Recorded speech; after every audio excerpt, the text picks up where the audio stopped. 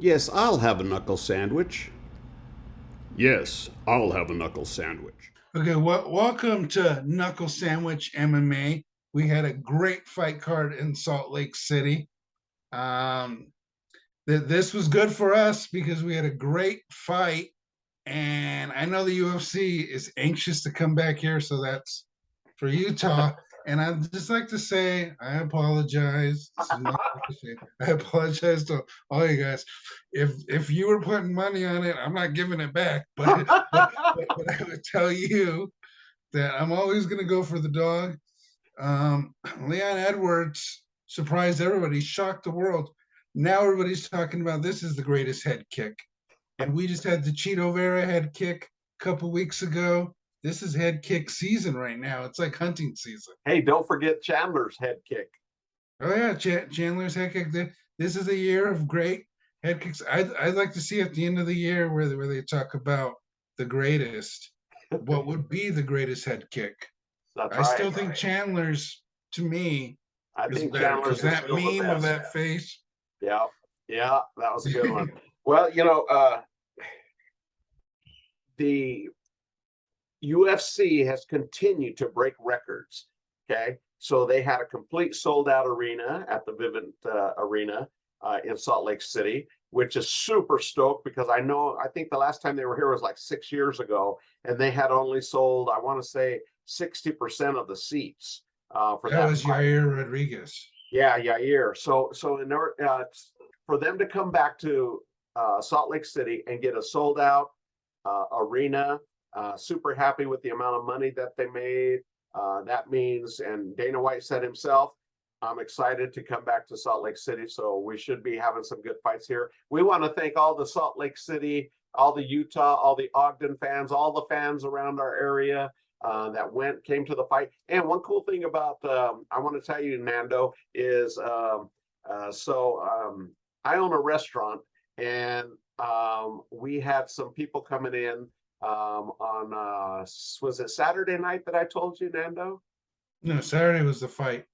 Oh, Friday night. So we had these guys come in, and they were really nice. And I was just talking with them, and they told me they were going to the fight.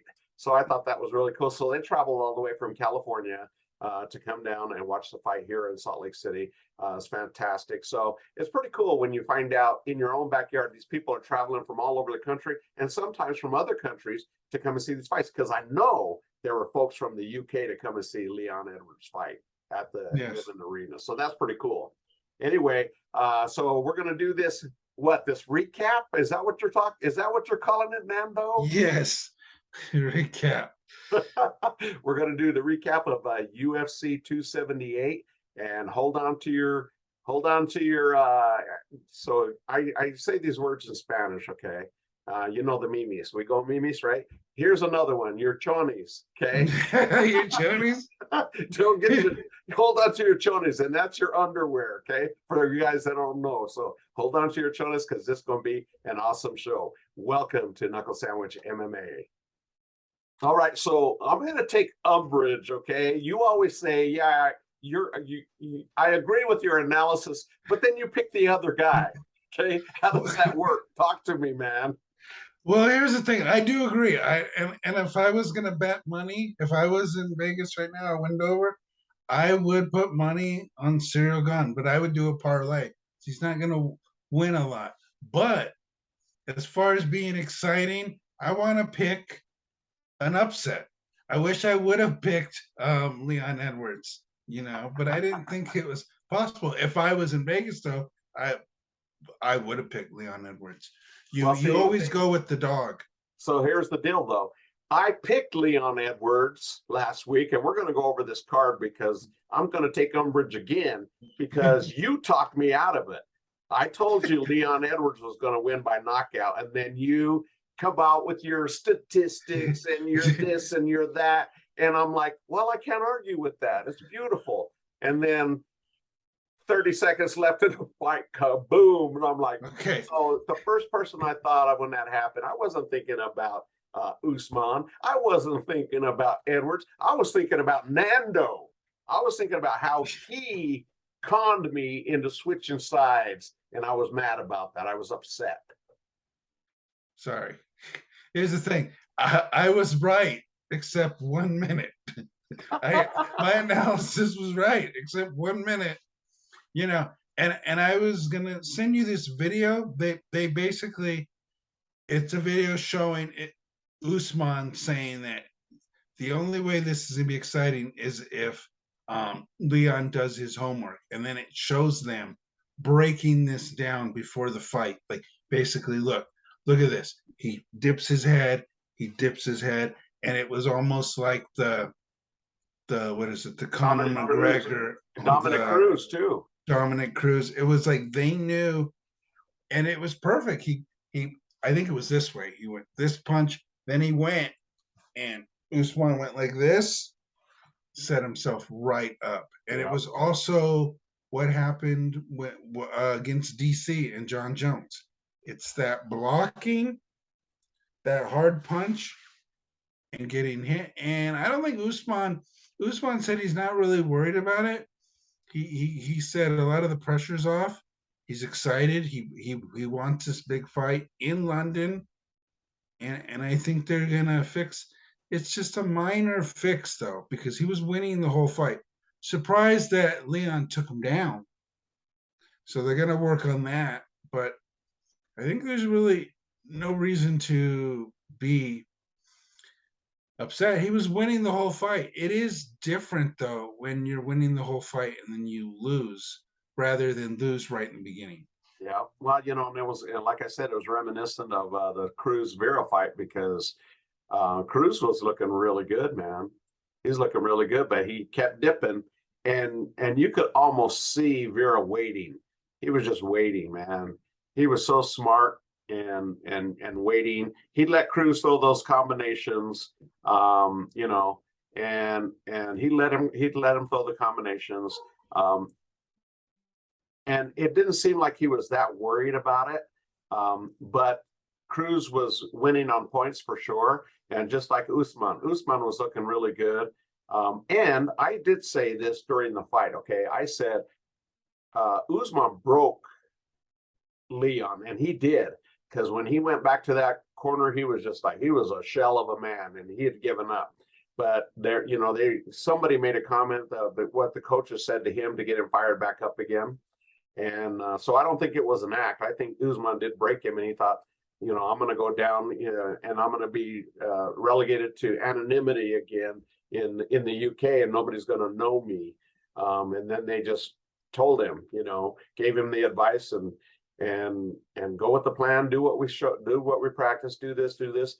And man, but see, Leon, he almost got knocked out by Nate Diaz. It was like a mirror opposite, right?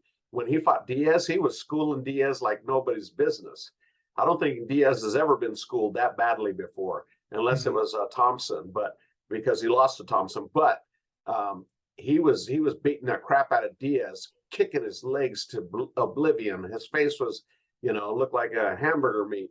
And then all of a sudden, Diaz cracks him and wobbled him, and instead of finishing him, Diaz is doing that, pointing at him. He should have went and finished him, but it was just like the exact opposite.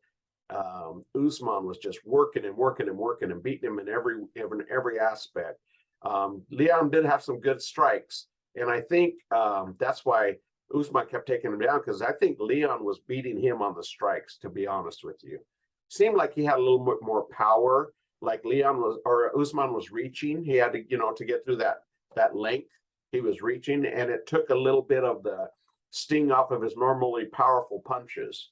And it took just, all they needed was an inch or two to take off that, and it took a little bit of that sting off. But I think that's why Usman was going, wow, that one kind of hurt. I got to take this dude down. And he took him down because he wrestled a lot more than he has in his last, I don't know how many fights. Yeah, I agree. I think that they're going to do it again. I don't always agree with them doing it again, but I think they should do it again on this one. Yeah. Yeah, I agree, because like you said, there was 1 minute left, 30 seconds, whatever it was, and he knocked him out, but that's what everybody says, even Dana White said, that's what's beautiful about MMA. You never know. You Yeah. never know, and that makes it exciting. Okay, so your thoughts on Paulo Costa Luke Rockhold fight? I think they didn't acclimate enough. They seemed pretty gassed. I mean, it was a great fight. I just don't think that they were I thought they would both have really good cardio. And they just like slugged it out. I thought that, it was interesting. I'm interested in what Dana thought of it because Dana said he loved it, but those are two people that are just like a thorn on his side. He's just like, Luke Rockhold retired, but he didn't leave his gloves in the cage, which you normally do. It's like, no, I'm selling these on eBay or something. I don't know. Yeah, it was pretty weird, but I think Paulo Costa, that was his last fight on his contract. No, he's got one more. He's got one more. Oh, okay, so Yep. I don't know. I don't know. Does he wait for the winner of this? The middleweight Vittori Whitaker. If I'm Whitaker and I win, then yeah, I would take out Paulo Costa again, and then that would probably give him a chance at the title. I don't know if he wants to wait. I think because he was on Ariel Helwani and he said he's got one fight left. He thought this was his last fight. But he found out. And how do you not know that? I mean, how do you not know you have one more fight on your contract? That he's one of those guys that put his career in the hands of a manager, man. I wouldn't do that. You gotta know your business. You know what I'm saying? Mm-hmm. And so he didn't know that, and he said he's anxious to try to test the waters of free agency on the Ariel Helwani show, and and he's anxious to do that. So I don't know that he'll wait for a title fight. I think he'll try to want to fight and see what he's worth out there on the open market, which he'll be worth a lot because he'll bring some eyeballs to whoever.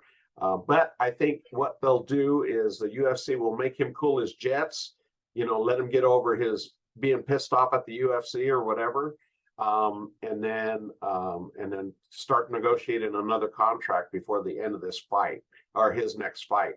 And they'll make him wait on that next fight. They won't give him a fight until they can go in there and work him and see if they can get him to sign another contract. Yeah, but who does he fight? They're gonna make him wait. Who do you think they're gonna make him fight? I don't know, man. I just know that I think that's what they're going to do.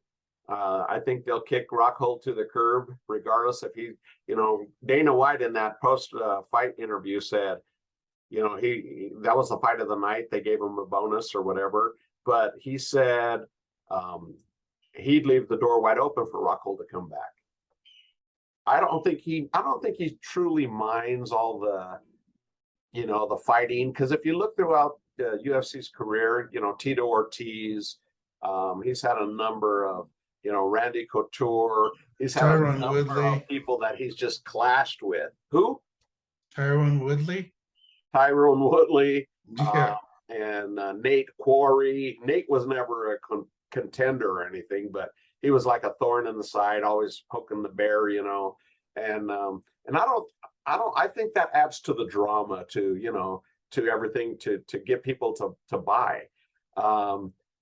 Now let me give you my breakdown of the fight itself, okay? This is what I saw. Everybody said it was a great fight. I thought they left it out there, but you're right, they did gas. Both of them gassed pretty early, okay? And so they're throwing punches, but because they couldn't dodge the punches, they had to take the punches, right? Yeah. And but I didn't think that Luke Rockhold looked that good. I think what carried him was his anger, was that chip on his shoulder. Rubbing his bloody face all over Costa's face, just as a, in his words, an FU, and it's just like, okay, you're salty, we get it, but as far as, I don't know if it was fight of the night, in my opinion. I guess it could have been. It was bloody enough, but I just think they both gassed and they were just hitting each other because they couldn't hold their guard up and they couldn't move out of the off the center line. So they're just, you know, it was like what it reminded me of was on Family Guy, where the what's the Family Guy's the dad's name? Peter. Who? Peter. Peter. Yeah, Where Peter he when he fought the fights that chicken. When he fights the chicken, that's what that fight reminded me of. That's a slobber-knocker. There you go. Now I picked Jose Aldo versus Merab as the fight of the night, and I was wrong. Okay, I was wrong. Now you picked Merab to win, or did you pick Jose? I picked Jose. Yeah, I think I picked Jose because I didn't do very well. And I don't think, in my opinion, I don't think, I want to make an excuse for Jose. I don't think he was in top form. I think something was off because he didn't look like himself at all. And Merab, you know, I mean, Dana White in the post-interview show, he said Merab didn't do himself any favors. He thought it was a boring fight, and that's pretty bad coming from the boss, you know, that. And even Merab, when he came out after Dana White on the post-fight interview, he looked despondent, man. He's like, "Oh man, you know, I didn't please the boss. I won," but he didn't look very happy about the win at all. No, he's gonna need to do something. Yeah, It's that style is not gonna get him a title shot. He's gonna be like a John Finch, where he's gonna have to get 4 more fights, and then they're gonna be like, "All right, we'll give you a title shot." But and plus, I don't know. He didn't sound like he wanted a title shot. I mean, is he going to fight Aljamain? he said he won't, but I bet he will. I mean, if it came down to it, he'd fight him. But Aljamain, I don't know if he's going to hold on to that title, man. The only reason why he's held on to it this long is injuries and not fighting. You know, I just don't see him holding on to that. There's too many killers in that division, and Merab is one of them. Do you think Sterling can beat Killishaw? I think if he gets him to the ground, he'll beat him. But I think Dillashaw will. I think he'll piece him up on the ground. I mean, on the feet for sure. But yeah, but that wasn't a super impressive fight by either one of them. And you got to have a good dance partner. But if it wasn't Jose's night, Merab should have went in there, forced the issue. He was walking him down and everything, but he wasn't really doing that much. He should have got in there and finished him. And for whatever reason, he didn't. You know, the boss wasn't pleased about it because he should have made a statement. You know, he should have made a statement there. So he's going to go back and lick his wounds. He won, and yes, time will erase some of the the negatives as far as that fight went, and then he'll get back into it. 6 months from now, he'll be looking fresh, and he'll get another fight. Yeah, he's going to need a good dance partner. You're right. He's going to need somebody that's going to force him. Yep. Yeah, and Jose Aldo. You know, Merab said that he whispered in his ear after the fight that was his last fight. And I was like, that's Jose Aldo. Whenever he loses, I'm quit. I'm done. I'm out of here. And then he never is. You know, you can't win all the fights that he's won, coming back, lose to one guy, you know, by a decision and say, I'm done. I quit. Yeah, I don't know that well. Yeah, I think Merab needs somebody that's gonna he's gonna win or it's gonna knock him out. I think the worst matchup would be him and Peter Yan, because I think it'd be a snooze fest. But I mean, I don't know. Cheeto said he doesn't want to fight him. He wants a bigger fight, even though Merab's probably ranked higher. I agree with Cheeto. I'm gonna wait for Sugar, Peter Yan, somebody that, yeah, somebody that's gonna get money and get me a chance. Marab's not gonna. That's gonna be like third on the. And I agree. I think as you know, Dana White doesn't tend to pull any punches, and I think he said what everybody was thinking. You know, he needed a spectacular finish, a submission, something. Even if Jose Aldo wasn't filling up to snuff, which I don't think he was, he looked beside himself. He didn't look like himself. And maybe it was out of frustration because he couldn't do anything with Merab. Merab was countering everything that he did, and it could have been frustration too. But regardless, it was Merab's fight to win and win it spectacularly, because imagine if he would have knocked Jose out, or if he would have choked him out, where that would have put him, you know, in the eyes of the UFC. You know, Petr Yan, he's not going to let him just do that. Petr Yan's not going to let him do that, man, because he's going to be hitting him with some hard shots, you know. And Jan's no slouch on the ground. He's you know, Aljamain kind of, you know, like let him look and see that he does have holes in his game. You get him on the ground, he can't get up, you know. But I'm sure that Jan is drilling that stuff because he was embarrassed by it, truly embarrassed by Aljamain. Not only that, but if you're Petr Yan, check this out, Nando. Tell me what you think. If you were Petr Yan, you rewatch that fight. You got Eljo on your back, and he's mean mugging the camera and whatnot, and doing this on your back. What do you think? I'd be super upset. Yeah, but you know, you're gonna like vow never to let that happen again. Yes. You know, and but I don't know that Merab could do that to Petr Yan, because I think the reason why is Aljamain was so much longer and lankier. Petr Yan and Merab are like the same. They're just two little guys, too short and stocky. I don't know if he would be able to do that, but yeah, if I'm Merab, I go back there, talk to Sarah. Let's get another game plan. Hey, you won. A win's a win. Let's just get this whiteboard. Let's clear this off, and let's find the right opponent, and let's not do that again. Yeah, and they won't remember in 6 months. You know, they're not going to remember. The fans aren't going to remember. No, they're just going to remember that he won. Yeah, exactly.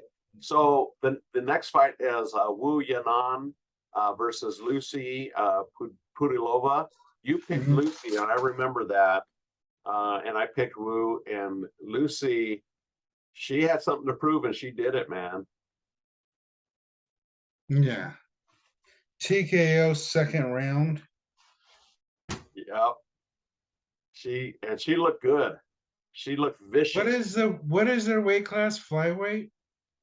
Bantamweight. Bantamweight. Okay. So But we'll see. I was just thinking, man, she came out, she says, I got to prove something, because her last fight was kind of boring. Yeah, that's a great weight class, because that whole weight class is going to be on a standstill. So it's not going to be a title until probably like March. So if I'm the UFC, I'm doing some. I would say that we're doing a contender tournament. We have 4 people. We're gonna these two people, and try to build something, because you don't really have anything built against Amanda Nunes. So try to build some names. Try to say, all right, we're gonna have these 6 people fight, and let's build. So then when Amanda Nunes comes back, people are like, oh man, okay, you know, I'm interested now, because there's no interest against her. Nobody wants to see her fight Pena, and I can't really think of anybody I'd like to see her fight. Yeah. I think she proved that last fight she's just too good. The next fight I chose correctly on this one. I chose Tyson Pedro. You chose Harry Hunsucker. Yeah.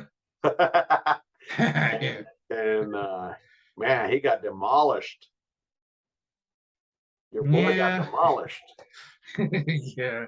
Poor Hunsucker, man. He just have a tough life. You know what I mean? I wonder if he got his orbital bone. No, I think Because- they did say that they were checking him for his orbital bone. Because he was just wincing like this, man, and it's hard to fight with one eye. You know what I mean? It's just hard if it's watering and it's hurting, and and you got something shattered there. That was the beginning of the end. And Tyson Pedro looked really good. So the odds that they gave that fight were correct. He was minus 730 Tyson Pedro to plus 530 for Harry Hunsaker, and and he proved the right thing. The last one I want to talk about is on the prelims, and that was my boy Marcin Tybura versus Alexander Romanov. This is one where you convinced me to change again, and I believed you. And you know what comes to mind? Have you seen that commercial where the old dude has got $1 on a fishing pole, and he's out at a bank or something, and the lady goes to grab it, he goes, "Oh, you almost got it, you almost got it." Yeah. That's what I felt like, man, because I was like, "Oh, come on." Yeah. Sorry. See, and you don't have nothing to say. All you do is shake your head, man. Well, I thought, I mean, when I look at the stats, when I look at it, I thought I was right. Well, he was looking good, but I think he gassed too. I think what you're, you mentioned that. Where were they fighting at? Were they fighting in Vegas? When? Oh yeah, they were fighting in Vegas. Oh no, Salt Lake. Yeah, no, they're They're fighting here. Yeah, they're fighting in Salt Lake. So I think because of the elevation that Romanov, he gassed, man. He was looking really good. And I think he just started gassing, and that's when Tybura, he noticed that, and he's like, "Okay, I got to seize upon this." Yeah, maybe when you saw him, he had some green superfood in that thing. Did you see what was in that basket? Yeah, what's the name of that store? Yeah, is this some supplements or something? You might want to test them after that. Yeah. You might have been eating a bunch of great steak at that Brazilian steakhouse over there. Like what's his name? I can't think of his name. The guy that said he was eating horse meat or kangaroo meat. Alistair Overeem. There you go. Yes, I'll have a knuckle sandwich. Yes, I'll have a knuckle sandwich.